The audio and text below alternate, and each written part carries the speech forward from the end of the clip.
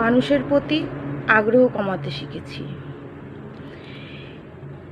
গুরুত্ব না পেলেও গুরুত্ব না দিতে শিখেছি। মুখের উপর না বলতে শিখেছি। কেউ ভালো না বাসলেও দুঃখ না পেতে শিখেছি।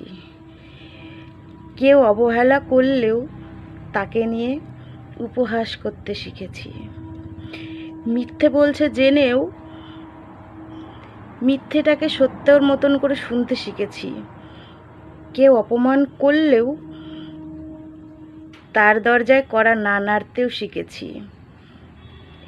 নিজের ভালো থাকার জন্য এত কিছু শিখেছি, তারপরেও যদি কেউ অহংকারী বলে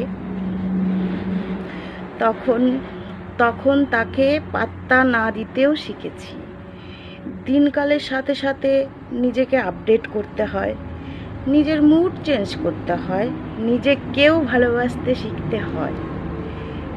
নিজের দায়িত্ব নিজেকেই নিতে হয়, কারণ দিনের শেষে স্বাবলম্বী হতে হয়। তো কে কি ভাবলো, কে কি বললো, এর থেকে বড় কথা হচ্ছে আমি ভালো আছি কিনা নিজেকে জিজ্ঞাসা করো। উত্তরে আসে যদি হ্যাঁ ভালো আছি, তাহলে ঠিক আপনি যেমনটি আছেন তেমনটি চলতে থাকেন। আর